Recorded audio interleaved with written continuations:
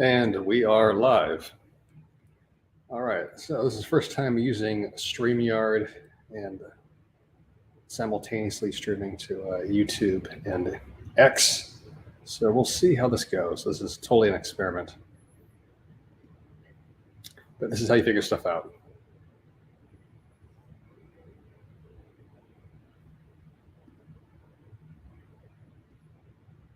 Video quality is working. Video quality looks good, okay.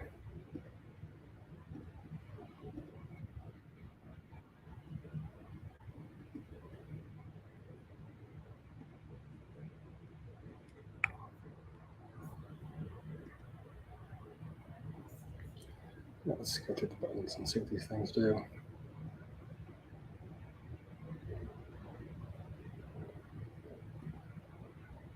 Okay, interesting. Share screen.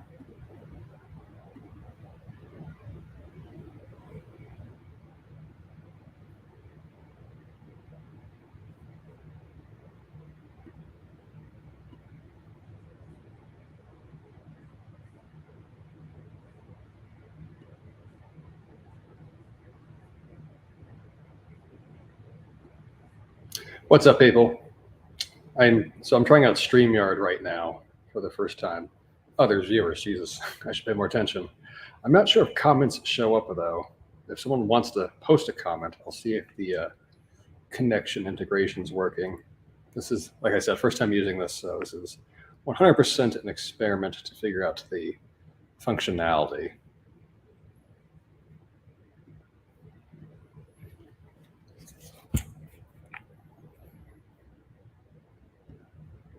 Testing. And it does work. Thank you, Big Teal. What's up, Nick? All right, it is working. Fantastic. So those of you guys who want to be shy can be shy, of course, but this is the Broscience Hour of Power. So I told myself I would start this weekly series once I had a proper studio set up, but that's just an excuse. People always make excuses to start. They need perfect conditions. If I just had a microphone and the perfect lighting and a proper video camera and then the studio and the backdrop, then I can start these broadcasts. But I don't need any of that. I have my laptop. I have this simple ring light. This microphone works fine.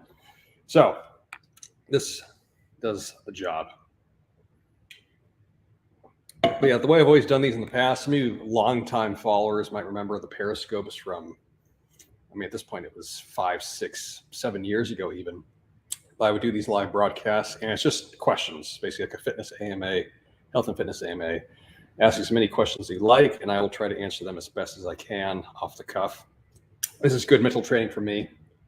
Keeps me sharp, and also shows me what I don't know. So if I get stumped with a question, I can go back later on afterwards and make sure to vitalize my knowledge base.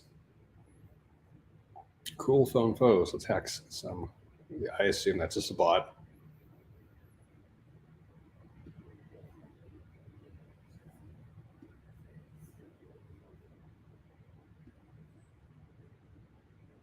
So yeah, point of that being, ask questions, guys. Ask questions in the comments, then I can answer in the broadcast.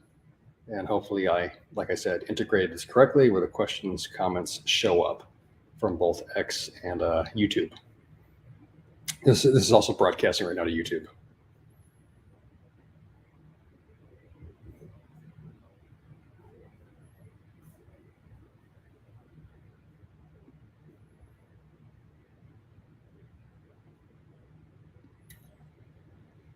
Currently, okay, here we go. Currently using continuous glucose monitor. Ever experienced with it? I've never personally used one. I have had clients that have. So for those who don't know, contextualize, a continuous glucose monitor, it's a device that plugs in typically the back of the arm.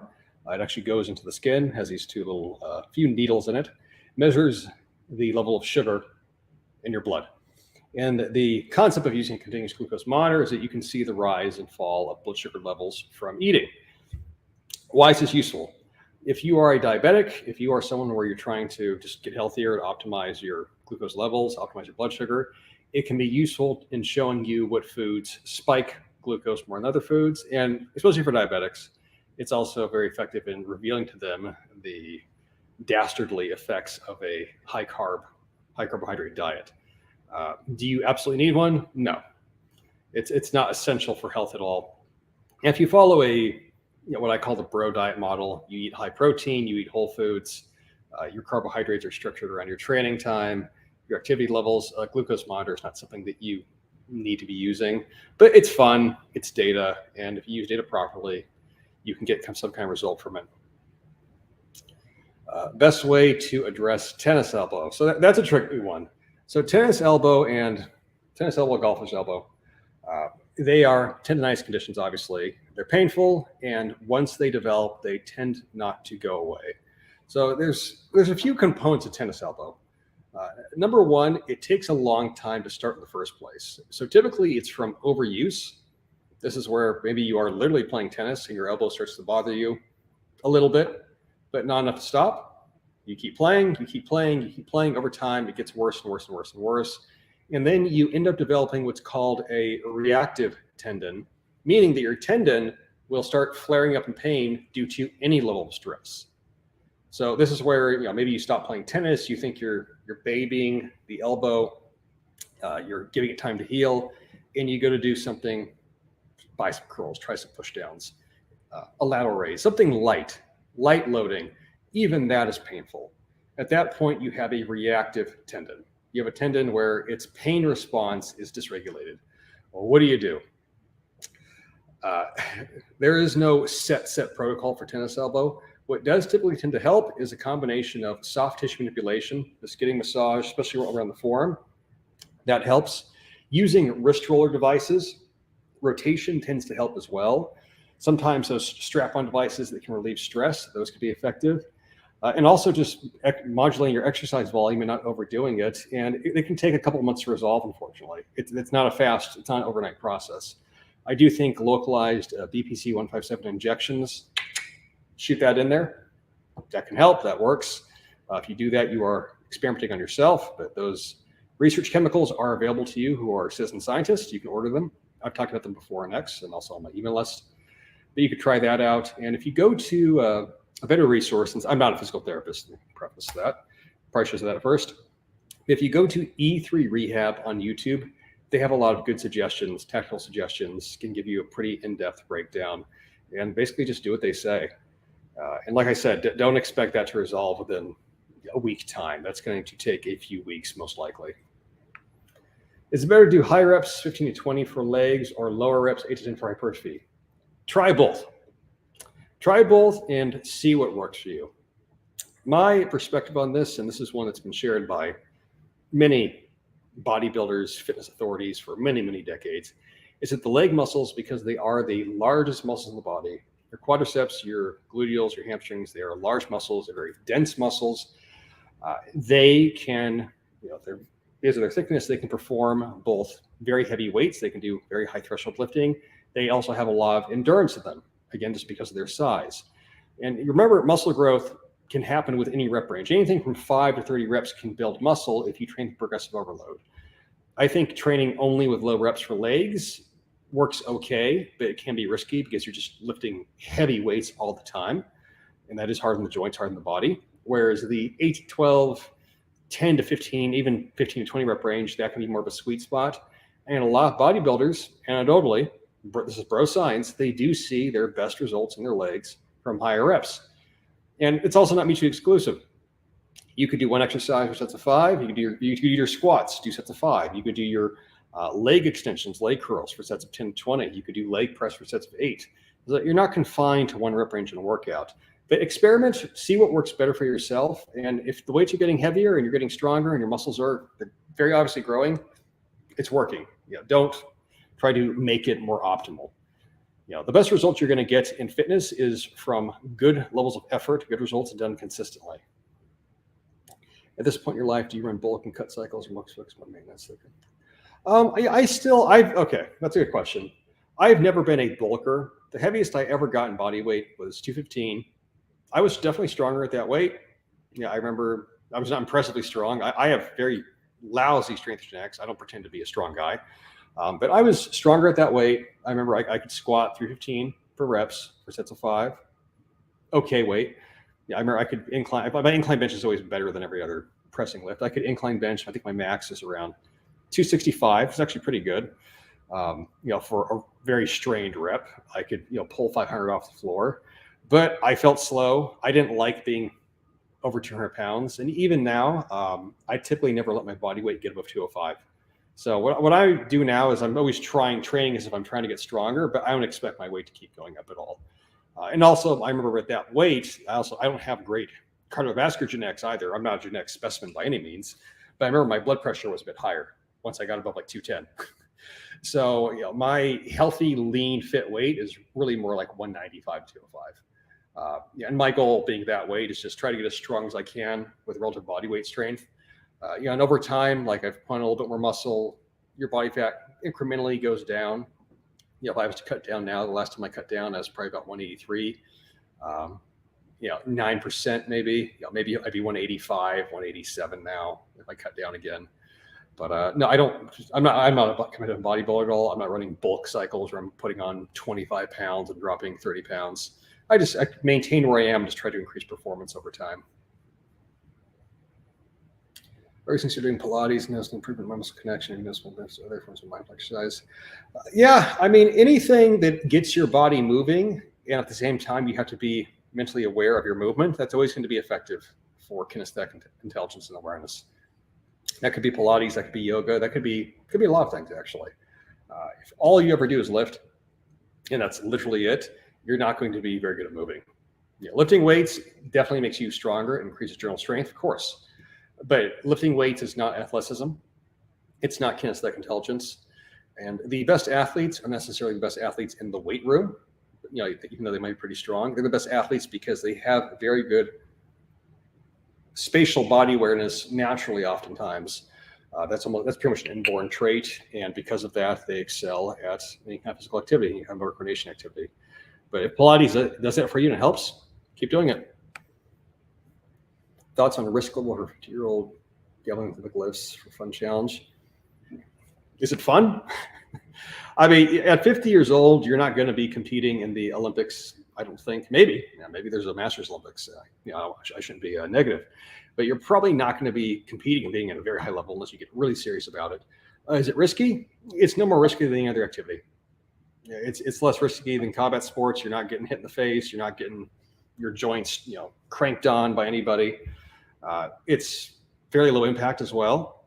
You're not running. You're not beating up your joints. The risk factor is going to be more so from the mobility demands.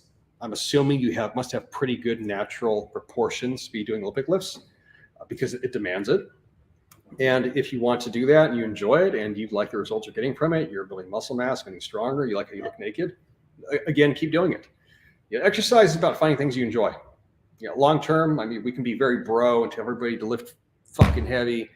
You got to go hard. And that's all good to do. But if you want to be healthy long term, find something you enjoy. If that's Olympic lifting, awesome. Again, keep doing it.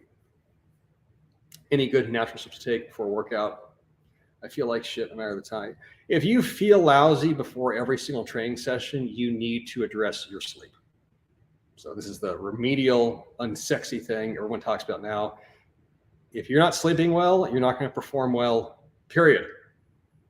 So if you are, I'm doing this with blue light blasting in my face, but if you're on your phone at night and it's 1:55 a.m. and you got the screen like this, that's why you're not sleeping well. If you're drinking a white Monster at 8 p.m., that's why you're not sleeping well. If you've got all of your electronics in front of you, that's why you're not sleeping well. You need to get your sleep fixed. You should naturally have energy before you train from sleeping, from proper nutrition. You can take all the stimulants you want. Stimulants are not a substitute for a poor lifestyle.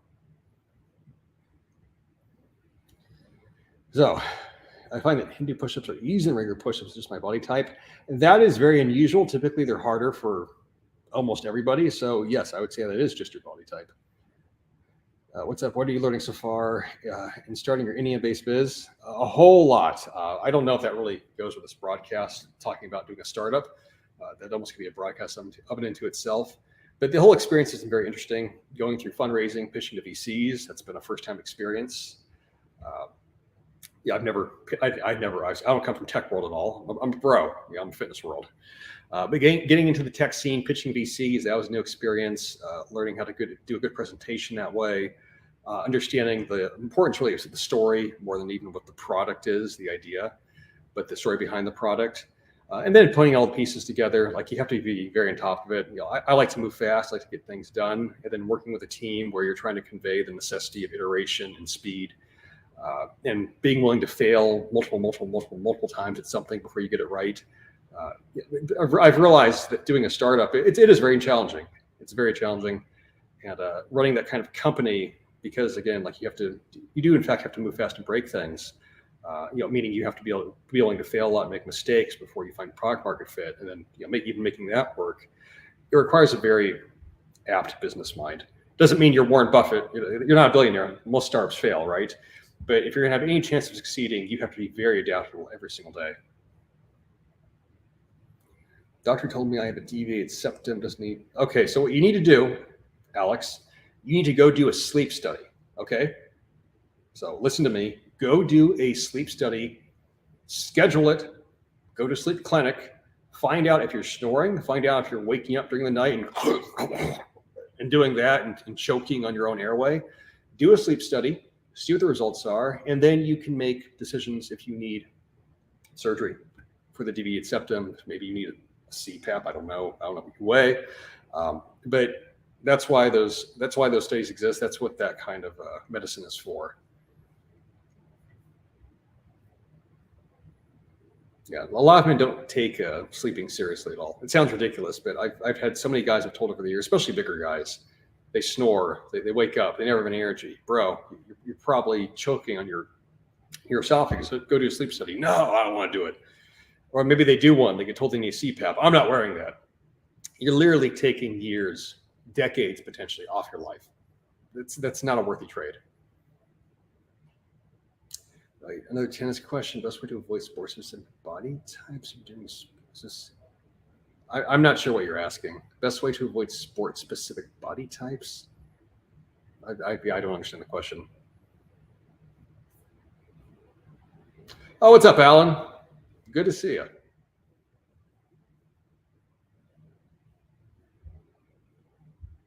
For those of you guys who don't know who Alan is, this is Alan Aragon. He's the OG within the fitness world of nutrition science. He runs a very good research review, which I've been subscribed to, I think, for maybe 11 years now. I couldn't even tell you. It's been a long time, been literally a decade.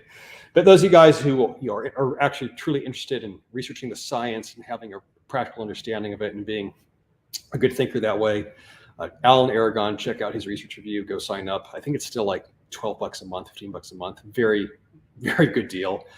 And you will be smarter and wiser for it, and especially if you are a fitness health practitioner. And you should know about nutrition, obviously. That's half of what you do, most likely, at least to give you recommendations to people. But you always have to be updating your knowledge base. So Alan Aragon, go check this stuff out. And Luis, I'm 6'2", 50 years old. I find it difficult to build muscle and concentrate protein lifting. Well, Luis, here's the reality. Everyone eventually hits a wall with muscle. I'm slurring my words. Hold on. Here's the reality. Everyone eventually hits a wall with muscle growth. Why? Because as you get older, your body, for various reasons and mechanisms, it does slow down.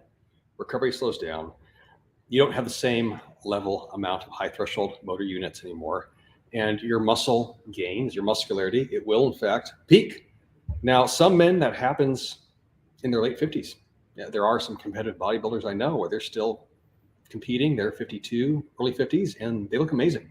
Yeah, they're still probably building a little bit of muscle mass, like very incrementally, just grams at a time. But you'll hit a peak, and then after that peak, you're not going up any higher. You're just not. All you can do is maintain what you've built to that point. Now, you could go the TRT route, testosterone replacement therapy. You could go get your hormones checked. You could do a full blood panel. Maybe you're a candidate for TRT. Even if you're not, maybe you want to do it anyways, and you want some 1 to 2 IUs of GH 5 days a week, and you get your levels back up to 1200 on exogenous testosterone. And then you start building muscle again. But the likelihood that you're going to build a bunch of new muscle at 50, slim to none. And I say that not to be discouraging, but again, once you get into middle age, your prime athletic years are past. Your hormones are not the same as a 25-year-old guy. You're 50, right? Now, all that said, maybe if you changed up your training program and you reduce the volume, you up the intensity, you get very creative with your exercises and find the best movements, you can really get into a power groove, and you bump up your protein intake to 1.5 grams per pound of body weight, maybe it's still possible you can put on much new muscle. I've also seen freak instances where guys actually do it, but that is few and far between. It's very rare. I can't guarantee that happening to you. For those of you guys who need to get your hormones checked out, go to Summit Rejuvenation. Tell them Ajax sent you, but they'll do a full hormone panel workup and for a very good, affordable price. Is there a proper rep range to do while cutting? No, makes absolutely no difference. There is no such thing as a fat burning rep range or a cutting rep range, anything of that nature. The muscle building plan, the muscle building workouts that you use to build the muscle are the same ones you use while you're dieting down, trying to strip off the body fat. Nothing changes. The only thing that might change as you get very lean, and this really only applies to competitive bodybuilders. If you're in the single digits, you're like at 7, 6%, 8% body fat. At that point, your joints might feel drier. This is a common thing that guys will experience since you've lost so much body fat that even the intramuscular fat pads in the joints have reduced down a little bit. And lifting super heavy might not be a good idea. Doing sets of 5, probably not a good idea. A lot of times guys in like that last month of contest prep, they might bump up the reps a little bit. But aside from that, otherwise nothing changes at all. Do you switch from 6 to 8 reps and 12 and trying to add more weight to your lift? No. What you do, you use, so let's back up to this. So progressive overload, what does that mean? Progressive overload means that you increase the reps and weight over time. And you can do both at the same time. So I'm going to give you the simplest rule you ever hear for building muscle. Just do this, okay? You take your 5 or 6 rep max, 5, 6 rep max, okay? You keep adding reps with that weight until you can do 10 reps with it, okay? Once you can do 10, 10, increase the weight again, go back down to 5 or 6, and repeat the process. So you're adding reps, adding weight, adding reps, adding weight. And you do that for forever. And if 5 or 6 reps is a bit too heavy for you, some guys don't have, again, good strength genetics, go with 7 or 8 reps, 6 to 8 range, 8 to 10. Take your 8 rep max and go up to 12. That's what the 8 to 12 rep range is. That's how you build muscle mass. That is progressive overload. That is double progression in practice. And that freaking works. That is one of the cornerstones of almost all my programming. You take your rep max at the lower range, you go up to the higher range, repeat the process.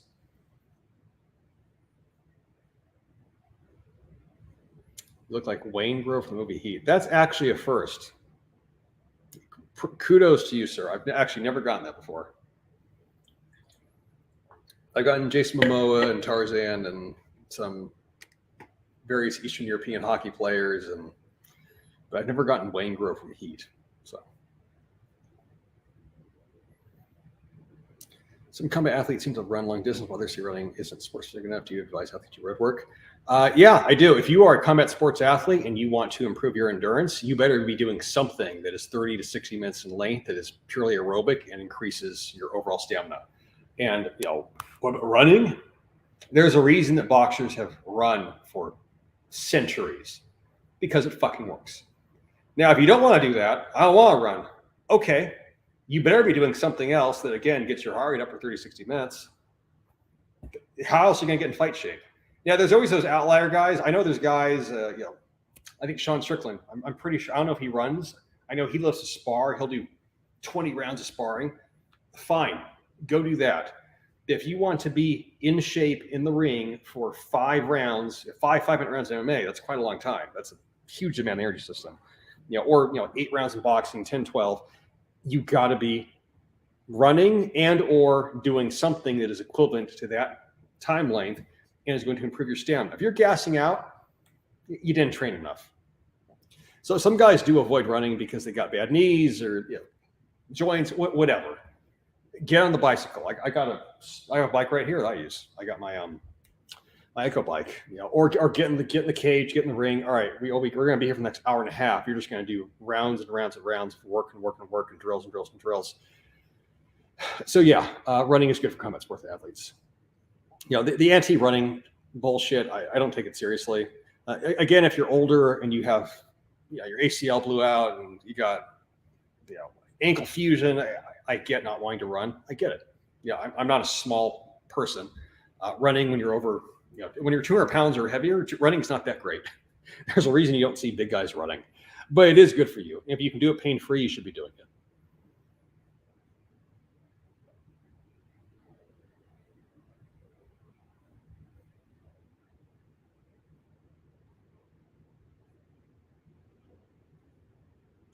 Very welcome.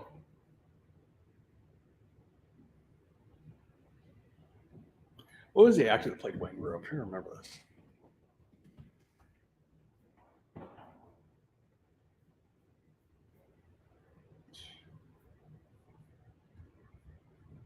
I remember Robert De Niro, obviously. Obviously, Al Pacino. He was portrayed by Kevin Gage. Must have been like one of his only big films.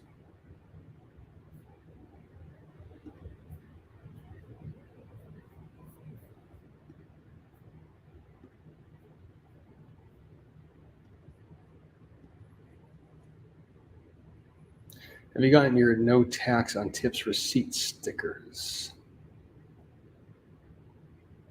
I have no idea what you're referring to.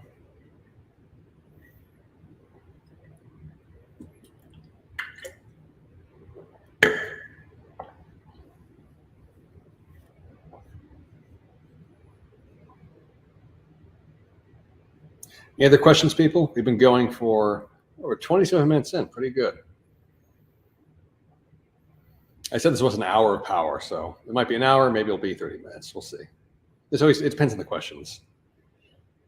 There's always this very funny, it's not even like a power distribution. It's maybe like a 99-to-1 distribution or less, where you could have 1,800 viewers. But how many people actually ask questions? Maybe 20, 30, 50, 100 maximum. Clarify previous question. Possible to prevent large muscle bounce from tennis, both amateur pro players and master players and right left is unhealthy. It's not unhealthy if you're not in pain. Asymmetries are not a big deal. Every pro player in the world is asymmetrical because everyone has a dominant side. If you're not in pain, it's not an issue. 50-year-old male, I want to work out in the morning, but I'm so stiff it makes it hard to go. Any advice on loosen up? You need to develop a stretching routine.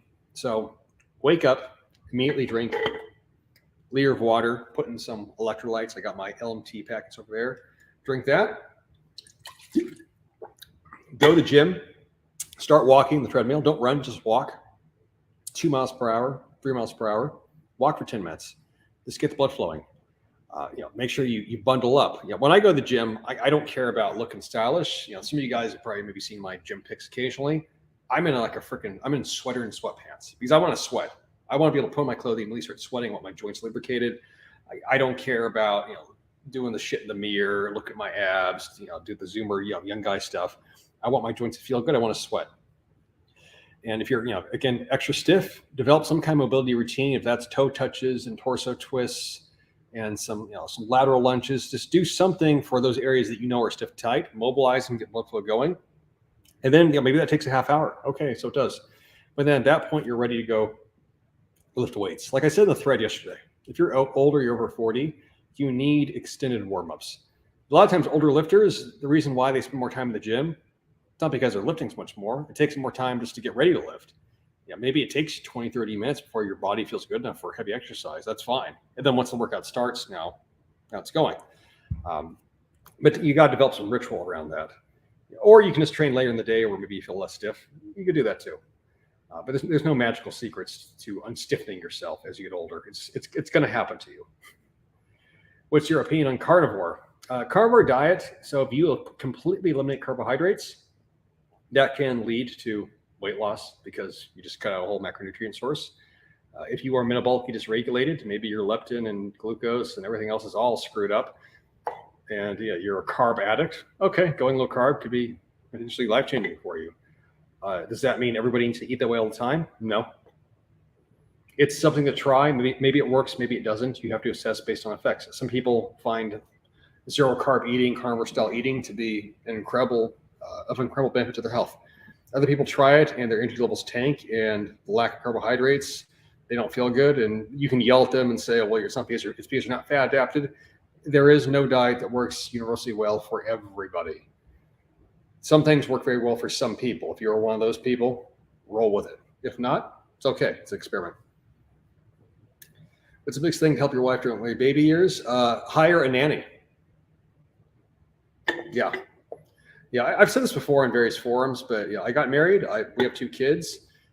I get lots of time I get lots of time to myself. I don't have to worry about being Mr. Mom. Why? Because my wife has help. Because we have a nanny, we have family all the time at our house, so she has a support network. This modern model where you get married, you have kids, and it's just you and your wife and nobody else, and then childcare.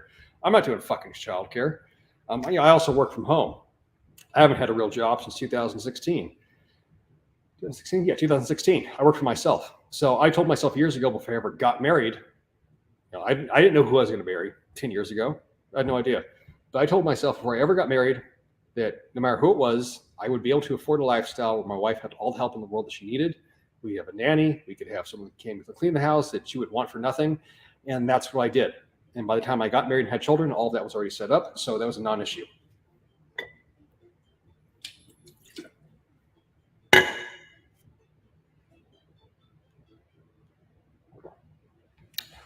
Phone call.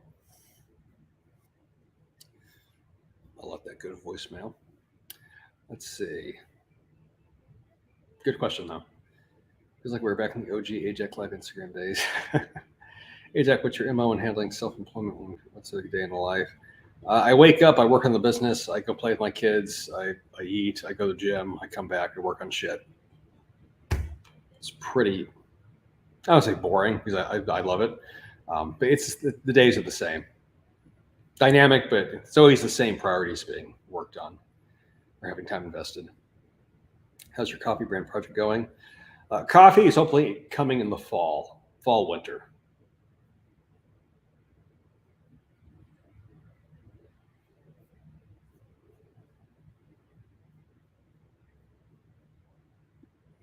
So Pete's actually, so my business partner, Peter, he's in, I believe he's in Greece right now, actually. But him and I have been working on that for a few months. And I think we've got all the pieces and elements. We just need to actually launch the product. We also need to make sure our Twitter accounts are going to work for that, since we want to use our accounts instead of another account to sell. But fall, probably winter of this year, like Q3. So October, November, December.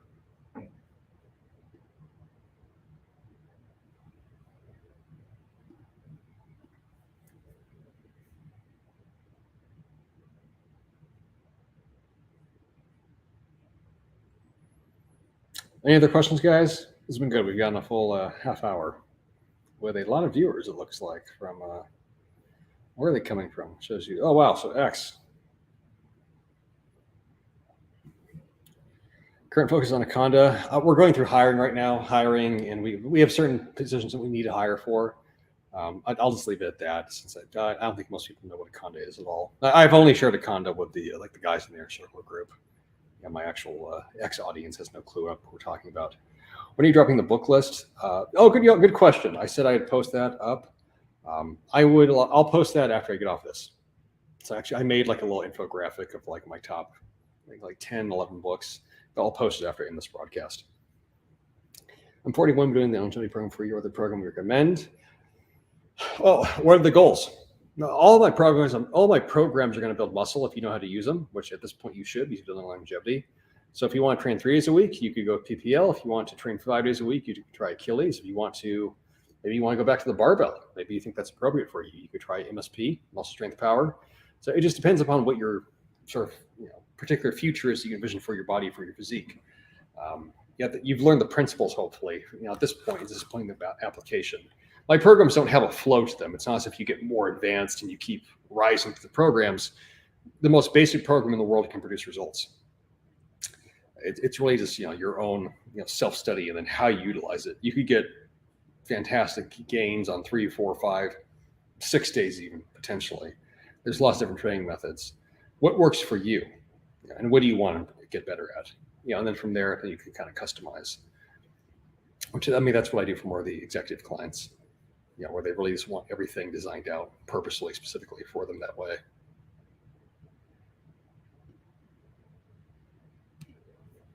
Let me find that infographic and I will post it up on X and give it to you.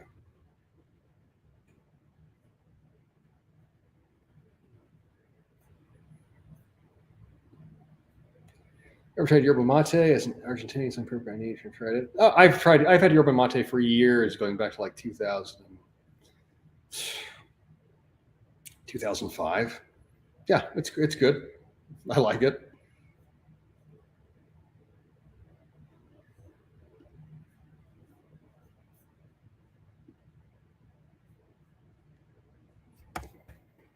Book list. Okay, well, I'll post this up for you guys.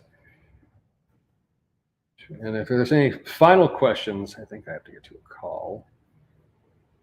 If there's any final questions, let me know and we can answer in the next 5 minutes.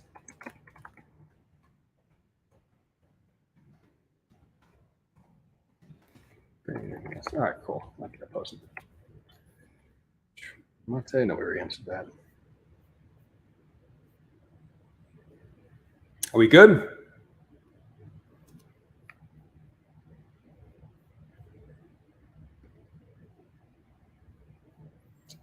Oh, here we go. Chance price. I'll be traveling to Bangalore in March for a wedding. Would be for some idea, which I expect. It is very crowded, but the most crowded place you've ever been in your life. Tons of people, tons of traffic. The air quality is going to be pretty lousy. I'm warning you now. And it will be very unique. And India has a certain scent to it, where India smells like India. And you'll find out what that is. Not in a bad way, but the whole country basically smells like masala. So, but hopefully you have a good time, since Indians are very hospitable people. So, all right, gentlemen, and probably like the 5 girls that watch this, the lurking e-girls. But good talk. We'll talk to you guys all again, and we will do this again hopefully next week. Adios.